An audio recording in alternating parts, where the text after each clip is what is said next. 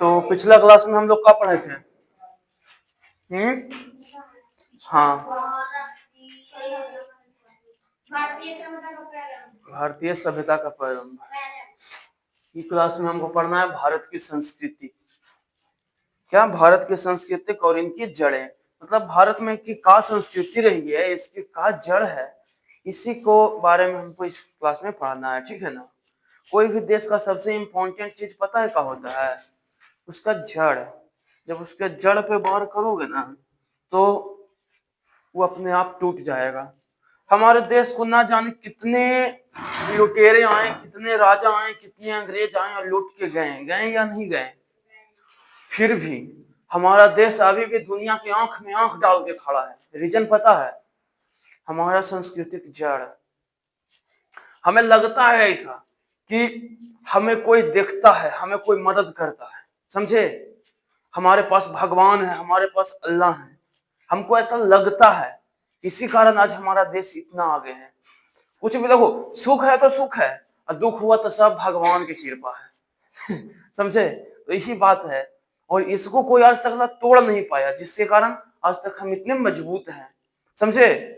अगर अच्छा हुआ तो अच्छा हुआ, बुरा हुआ तो हम बुरा नहीं मानते हैं, कहते हैं सब भगवान के दया है का, सब अल्लाह की कृपा है, अल्लाह आपकी जैसी रहम, बस वही बात है। तो आज हम पढ़ेंगे अपनी भारत की संस्कृति और जड़ें के बारे में। तो प्राचीन सभ्यता क्या है, इसके बारे में हम जानेंगे। भारत के संस्कृति की जड़ें सिंधु घाटी जैसी प्राचीन सभ्यताओं से जुड़ी है। सिंधु घाटी सभ्यता के बारे में पिछला क्लास में हम लोग पढ़े थे या नहीं पढ़े थे? और इन सभ्यताओं से जुड़ी हमारा भारत देश का संस्कृति, समझे। मतलब जब दुनिया में लोग आदि मानव की तरह भटक रहे थे, तो हम लोग राजा महाराजा बन गए थे, और हमारे पास पूरी शहर का विकास कर लिए थे, शुद्ध प्रकार से नाला था, शुद्ध प्रकार से हमारे पास आवागमन था, व्यापार करने लगे थे। मतलब जब लोग जानवर थे, हम लोग इंसान बन गए थे। जब लोग आदि मानव थे, हम लोग अपना मानव स्वरूप में आ गए थे, समझे। मतलब वो सबसे बहुत आगे हम हैं। वैदिक परंपरा, यहाँ पे वेदों का ज्ञान कहा जाता है। वेदों से धार्मिक और नैतिक मूल्यों की शुरुआत हुई।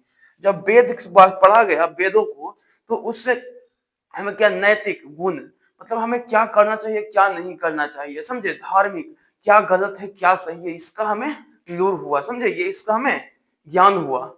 आगे है धर्म और अध्यात्म। धर्म और अध्यात्म क्या था? भारत में अनेक धर्मों का विकास हुआ, जिससे सही शून्यता आई। मतलब जैसे तो इसमें अंतर यही है, जैसे कि अपना ही हम पड़ोसी देश को लेते हैं, ठीक है ना।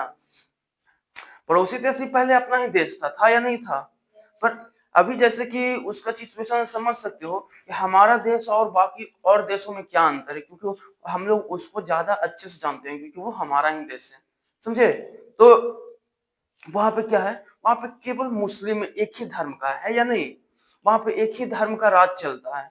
लेकिन भारत में ऐसा नहीं है। भारत में हर एक धर्म का राज है, कह सकते हैं, या तो कह सकते हैं किसी का भी राज नहीं है। सही बात है या नहीं?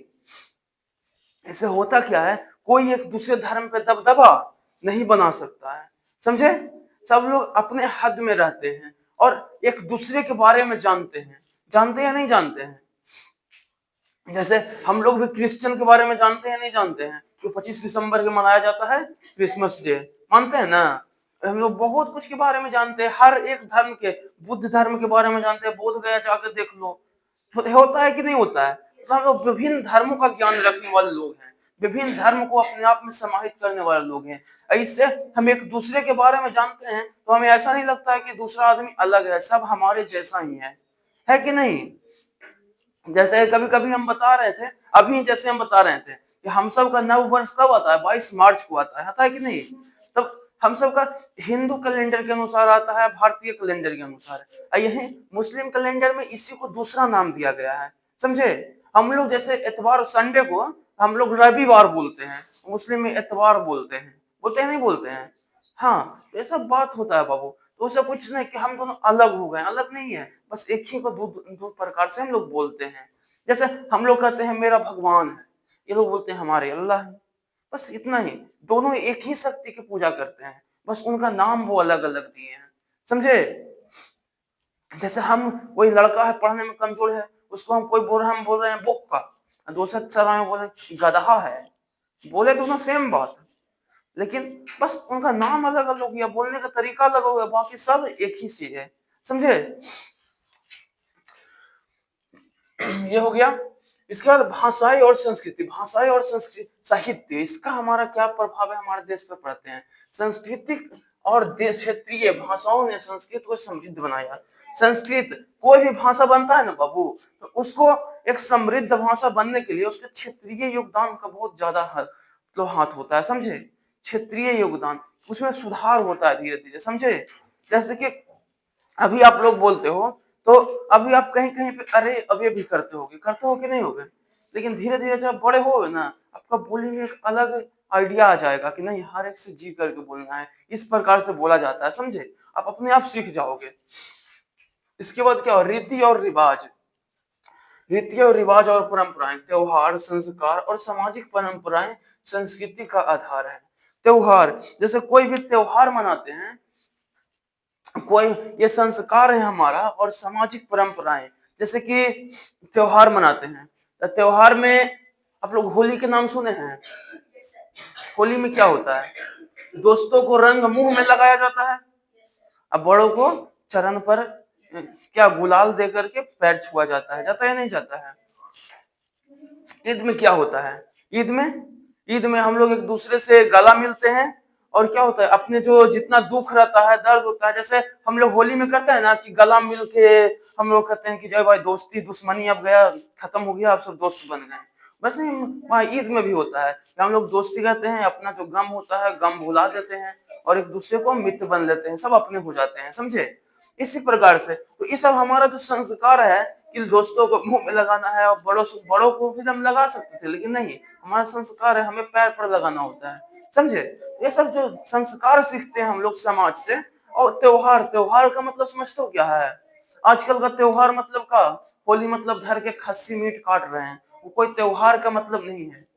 त्योहार का मतलब ये होता है कि आप एक संस्कार और संपूर्ण तरीके से अपने आप को समर्पित करते हो कोई त्योहार के गिरा नहीं। जैसे कि सबसे अच्छा त्योहार हमको लगता है बिहार में छठ पूजा। छठ पूजा एक ऐसा पर्व है जहाँ पे मांस मदिरा ये सब नहीं होगा, समझे। वहां पे पूरी तरह से संपूर्ण तरीका से उसमें इतना ज्यादा होता है ना, छठ पूजा को हम जैसे हम अपना जानते हैं बेसिक, कि छठ पूजा में मतलब कि इतना ज्यादा कि आप हाथ अगर खाना खा के आए हो ना, तो वहाँ आस पास आप घूम नहीं रह सकते हो। यहाँ जैसे गेहूं ठोका रहा है ना छठ पूजा के प्रसाद बनने के लिए, तो उसके आस पास आप घूम नहीं सकते हो, खा के आस पास भी नहीं घूम सकते हो, उसके रडार में भी नहीं आ सकते हो, नहा के जाओ। इस लेवल का पवित्रता होता है। आगे है कला और संस्कृति, कला और संस्कृति, कला करोगे मतलब, कला मतलब क्या, कोई आर्ट, नृत्य, संगीत, समझे, शिल्पकार, ये सब कला हुआ। भारतीय संस्कृति क्या हुआ, भारतीय संस्कृति, ये सब इसका पहचान होता है, समझे। कोई अच्छा सा संगीत, संगीतकार हमारे यहाँ पहले से ही रहे हैं, समझे। और नृत्य संगीत तो हमारा, जैसे महादेव जी ही होते हैं, वो मार के तांडव करते हैं, वो नृत्य करते हैं, करते हैं नहीं करते हैं। ये हमारा पुराना पहचान है भारत का। परिवार व्यवस्था, परिवार व्यवस्था क्या होता है, संयुक्त परिवार और बड़ों का सम्मान संस्कृति की जड़ है। संयुक्त परिवार हम लोग का भारत में देखने को मिलेगा, जब गांव में जाओगे ना, तो अभी तक दादा परदादा के जमाने से सब साथ ही हैं, बहुत बड़ा बड़ा परिवार है, ज्वाइंट फैमिली है कि नहीं। भले ही कितना भी घर में किचकिच हो, लेकिन बड़ा फैमिली रहने का अंदाज ही अलग होता है, समझे। और उसमें हर एक बड़े को सम्मान दिया जाता है, समझे। तो ये सब हमारा भारत देश का जड़ होता है, समझे। और वो सब नहीं देखते होगे तो अब देखते होगे, खास करके हिंदू घरों में सीरा घर जानते हो। हम्म सीरा घर आप में भी होता है क्या, हाँ, नहीं होता है ना। जैसे कि हम सब में क्या होता है, कोई डेट कर जाते हैं ना, उनको सीरा घर में पूजा जाता है, समझे। तो आप सब में होता होगा कुछ। हम्म तो देखिए, ऐसे कि क्या होता है ना, बाहर कौन है, तो आप में क्या होता है कि आप में शायद वहाँ, जहाँ पे वहाँ क्या कब्रिस्तान बोलते हैं, वहां पर भी शायद जाते हैं लोग कभी कभी टाइम टाइम पे, वहां पे जाते हैं क्या। हाँ हम कभी देखे हैं।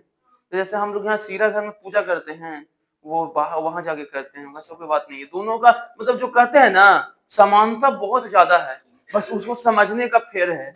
और लोग अलग-अलग करने की कोशिश करेंगे, अगर आप सही से अपने धर्म को जानोगे ना, तो कोई एक दूसरा से अलग नहीं होगा, समझे? तो आज के लिए इस क्लास में इतना ही, आगे अगला क्लास में आगे के चैप्टर में फिर हम मिलेंगे।